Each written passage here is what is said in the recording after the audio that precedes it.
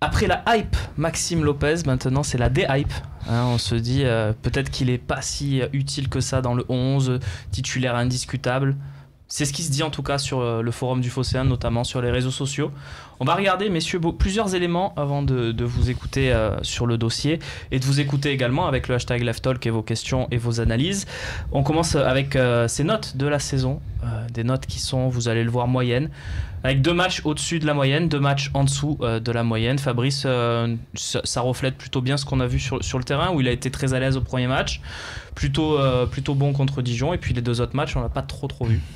Ouais, ça reflète bien. Et puis moi, je dirais que de manière générale, sur tous ces matchs-là, puis un peu les matchs de préparation que j'ai pu voir, je trouve un petit peu plus, peut-être un petit peu plus tendu comme joueur, un peu moins libéré que l'année dernière où il avait vraiment une insouciance. Et là, cette année, je le trouve un peu plus tendu et du coup un peu plus de déchets dans son jeu. Il m'avait pas habitué à ça, mais il a un petit peu plus de déchets. Je trouve que le début, quand vraiment il a commencé à être titularisé. On voit sa note moyenne, 4,9 donc, mais c'est surtout le 11e sur les 14 joueurs qui ont joué au moins 2 matchs avec l'OM cette saison.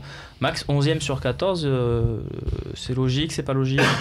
Bah oui, non, c'est logique par rapport à ses prestations. Après, bon voilà, tu sais que moi, mon avis sur les joueurs, à un moment donné, tu te penches sur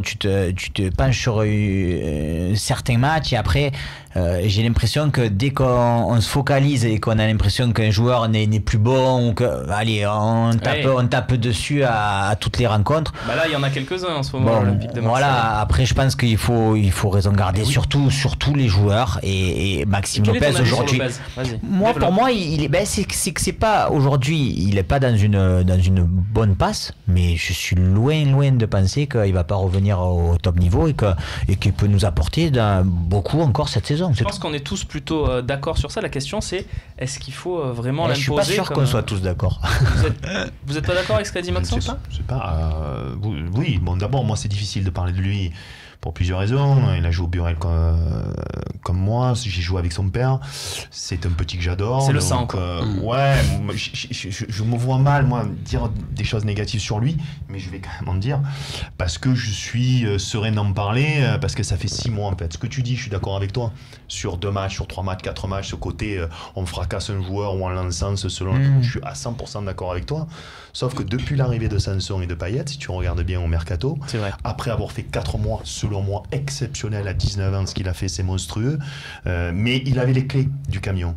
Et avec l'arrivée de 2 joueurs techniques que sont Sanson et Payet, il a du mal à trouver sa place, et peut-être qu'il y a donc un joueur de trop, et pour moi, c'est lui en ce moment. Et donc, ça fait 6 mois qu'il décline avec une bonne petite fin d'année où il a mis quelques buts, mais les matchs amicaux, les matchs qu'il fait, il fait des fautes, beaucoup de fautes, ça veut dire qu'il est peut-être pas bien, il veut compenser son manque de taille par de l'agressivité, donc je pense qu'il n'y a qu'une chose à faire, c'est du banc de touche. Max et Babou, il y a Zako qui retente sa chance, voilà, c'est bien, merci Zako de ta fidélité et d'envoyer tous ces hashtags LiveTalk. Ne vous inquiétez pas les autres, on a beaucoup de messages ce soir. Max, Babou, est-ce que vous êtes d'accord? Est-ce qu'il n'y a pas un problème de positionnement tout simplement pour Max Lopez ces derniers temps? Moi je suis d'accord, mais à moitié. Donc Eddy, sur le match de Nantes, moi Maxime Lopez, je le dis depuis le début, c'est pas moi avant de le connaître vraiment, je l'avais pas vu jouer comme René le voyait souvent quand il jouait avec la réserve, tout ça.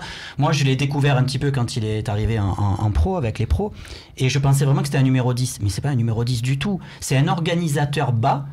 Et du coup, ça crée une petite difficulté pour lui, c'est que quand tu te retrouves bas sur le terrain, après il faut défendre aussi. Et là, il a des lacunes. Dans le côté défensif, on le voit, il est souvent dépassé parce qu'il faut un petit peu plus de muscles. Alors il n'y a pas de poste pour lui dans le football moderne, si je te suis. Il faut que ce genre de joueur, il faut qu'il soit encadré avec des joueurs assez physiques à côté. Si tu mets un Payet, un Thauvin, un Sanson, ça fait beaucoup de joueurs techniques qui ont besoin de liberté. Maxime Lopez en plus. Après, tout est une question de compatibilité dans une équipe. Maxime Lopez, je le vois très bien jouer si tu lui mets à côté 2 milieux assez imposants, assez physiques. Et il peut jouer contre Dijon aussi. Tu peux faire le Sanson Lopez contre Dijon. Certaines équipes, tu peux les faire jouer ensemble. Moi, je le répète encore, je redis toujours la même chose, mais pour moi, Sanson et Lopez, ce sont des joueurs qui doivent tourner ensemble, ou un ou l'autre. Et là, sur ce match-là, en plus, je trouve que, vu que Payet n'était pas là, je le dis souvent, comme Zako le disait aussi, Lopez, c'est quand même plus bas. Et il me manquait un organisateur un petit peu plus haut, parce que naturellement, il vient chercher les ballons, il organise le jeu, il le fait bien. Mais te manque un box-to-box. Ouais, un box-to-box ou alors un joueur aussi capable de faire des dernières passes. Parce que Sanson, les statistiques, ça compte aussi. Et Sanson, on ne peut pas dire je pense que tous les joueurs quand même de l'OM aujourd'hui et de l'effectif sont susceptibles d'évoluer. Et moi, je trouve que vous êtes, entre guillemets, alors là on parle plus de Lopez mais de Sanson. Moi je trouve que Sanson quand même a un abattage et qu'il a ce physique qui pourrait faire qu'avec Gustavo et avec Sanson, ça fait quand même du physique au milieu de terrain. Et si tu rajoutes, c'est-à-dire quand j'entends Garcia dire c'est un équilibre à trouver, tu vois, entre ces trois joueurs là pour que justement ça puisse. Ce que tu es en train de dire, c'est que tu changerais, toi, tu mettrais plutôt Lopez derrière l'attaquant et Sanson plus près de Gustavo. Ouais, mais ce que je suis en train de te dire, c'est qu'aujourd'hui, effectivement, les trois ensemble, ils ont peut-être pas trouvé parfaitement la façon dont ils peuvent jouer. Mais moi, je trouve aussi que, comme le disait tout à l'heure René, dans ce championnat, qu'il y a trop, entre guillemets, de petites équipes. Et je pense que c'est bien d'avoir un quatuor derrière l'attaquant qui peut à tout moment faire voltiger les petites équipes, justement. René Malville. Moi, au sujet de Lopez, tu sais, moi, je fais partie de ceux qui l'ont ensalcé la saison passée, et puis je porte de lieu, et puis voilà, moi je le connais. C'était logique, René. Il méritait d'être encensé. Et j'ai l'impression que cette année, j'ai l'impression qu'il se met plus de poids que ce qu'il devrait avoir. J'ai l'impression que lui, ça a plus de responsabilité que ce qu'il devrait avoir. Et il veut confirmer la saison passée, il veut faire ci, il veut faire là. Alors, moi je suis d'accord que, moi ce qui me fait chier maintenant, je te dis honnêtement, c'est comme il se fait démolir sur les réseaux sociaux. Autant l'année passée, tout le monde montait, autant tout le monde lancé, mais il n'y a pas de juste milieu avec ça. Non, il n'y a pas de juste milieu. Moi, je dis, voilà, on oublie qu'il a 19 ans, on oublie qu'il a 19 ans et que tous les grands joueurs, surtout avec les débuts fracassants, moi j'ai dit début fracassant, parce que 4 mois dans la situation dans laquelle était l'OM, les 4 mois qu'il a fait, jamais j'aurais pensé qu'il puisse faire ça. On oublie qu'il a un contre-coup physique, la préparation, un contre-coup aussi mental, c'est pas évident à l'Olympique de Marseille, et donc il faut lui laisser ça. Après, je pense que c'est à Rudy Garcia de temps en temps de le mettre un peu sur le banc. À lui être piquant, il n'y a pas. J'ai un exemple. Voilà, bébé, tu vas là aujourd'hui, et mon coco, et bisous, et voilà. C'est un exemple dans le foot mondial, à une autre échelle évidemment, c'est Renato Sanchez qui après l'Euro a complètement disparu. Très bon exemple. Il était très très bon sur la saison avec Benfica à l'Euro, et puis il a disparu complètement au Bayern. Ça c'est sur le profil d'un joueur. Oui, le profil d'un joueur. Il y a la confirmation, on le dit toujours, c'est plus difficile qu'au départ. Mais il reste quand même ce problème au milieu. Je pense toujours que Sanson, Lopez, on sera très bien. Toi tu veux une recrue. Ouais, Max le disait. Serge le disait. Max le dit. Vas-y, continue. Bravo. Je sais pas ce qui s'est passé. Non, mais je sais pas si tout le monde peut comprendre. Il y a beaucoup de. Et on est suivi par des connaisseurs. Oui, Serge disait qu'il a joué à Nantes, donc. Il y a beaucoup d'équipes où l'OM aura le ballon. Mais moi, je te dis que contre les gros, on va dire, allez, Paris, Monaco, Lyon, Nice. Alors là, voilà. Non, mais attends. Et même à Nantes, il met Zango. On n'a pas. Non, je vais juste vous poser une question. On n'a pas le ballon. On n'a pas le ballon. Avec le milieu de terrain qu'on a, la conquête du ballon, on va se faire laminer au milieu de terrain. Parce que la conquête du ballon contre ces... Attends, quand on a le ballon, c'est très bon ce milieu. Mais quand on l'aura pas, que tu me dises qu'on va jouer comme ça contre Paris, je t'arrête de suite. Je dis non, évidemment, c'est qu'il y a bien contre Paris, mais pas que contre Paris. Je suis à 100% d'accord avec lui. L'avenir de l'OM, il passe par deux moyens. C'est le renforcement du milieu du terrain plus costaud, ou alors changer de système en 3-5-2. Pour moi, il n'y a pas photo. On ne pourra pas avoir de jouer les 3 premiers rôles si on reste avec Sanson et Lopez. On va débattre des priorités du mercato dans les prochaines parties, mais juste avant, je vous propose un sondage, une consultation plus exactement, qu'on avait lancé il y a exactement 1 mois avant le début de saison. Et vous allez voir, la tendance, elle s'est quand même légèrement inversée sur les réseaux sociaux. Je vais te le lire, René, t'inquiète pas. Que doit faire l'OM au milieu de terrain ? Ça, je le lis, ça. Que doit faire l'OM au milieu de terrain ? 56% faire confiance au groupe actuel et développer les jeunes, c'est-à-dire laisser Lopez notamment titulaire.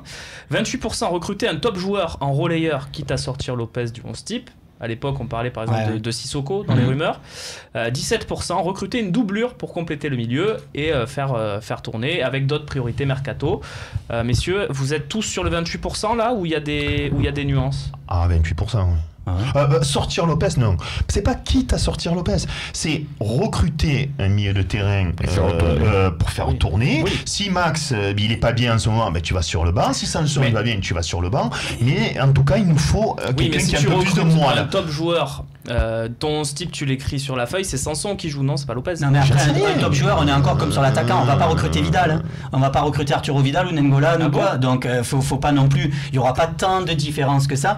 Et après je suis désolé, quand tu regardes tous les gros clubs, je vais dire l'exemple de Paris par exemple, mais c'est jamais les mêmes milieux qui jouent, un coup c'est Verratti, Matuidi, un coup c'est Rabiot, et quand tu regardes le milieu c'est toujours aussi équilibré, c'est ça qu'il faut qu'on arrive à faire. Moi tu peux même faire 18 de sondage comme ça, à la limite j'aurais envie de te dire, je suis aussi dans l'idée de recruter un top joueur, ce que je disais à Babou, mais en même temps, est-ce que du coup tu vas recruter sur toutes les lignes? Voilà, c'est ça. C'est que on va en débattre, c'est le sujet de la prochaine partie. On remercie les près de 15 000 supporters de l'OM qui ont participé à cette consultation. Une consultation du 17 juillet. René, ça va? Oui, j'ai l'impression que tu veux rajouter quelque chose. J'ai pas envie de te frustrer en début de saison. J'ai toujours été dans cette optique de faire mettre en exergue un petit peu les jeunes du centre de formation, mais il faut dire qu'à ce poste, dans le centre de formation, on ne peut pas dire qu'on est des jeunes prometteurs au point de pouvoir les serrer. Autant en défense, on a ce Camara, on a Corchia, tu vois, autant... Corchia Roca. C'est presque ça. Excusez-moi, ça ressemble. Mais bois une coupe. Au milieu, je ne vois pas dans le centre de formation quelqu'un qui pourrait dire je prétends à une place de titulaire de temps en temps dans ce groupe. Très bien. Je sais pas si... Non, t'as plutôt raison, ils sont un peu jeunes. Je suis à 100% d'accord. Et puis tu sais comment faire jouer les jeunes pour faire jouer quand ils sont bons, oui, mais sinon on est à l'OM. T'as deux bons espoirs mais qui sont pas encore prêts, c'est Mézine et Marazovic, qui sont pas mal, mais ils sont pas prêts pour cette saison. En tout cas, faut pas les compter pour cette saison. Tu regardes le match de la réserve dans la Nationale 3, 2. Mais tu te dis, bon, il va falloir encore un peu... hausser le niveau. Allez, messieurs, il faut avancer dans cette émission. Vous vous rendez compte, il est 35, on n'a pas encore parlé de Mercato. Alors, on va corriger. On va y aller.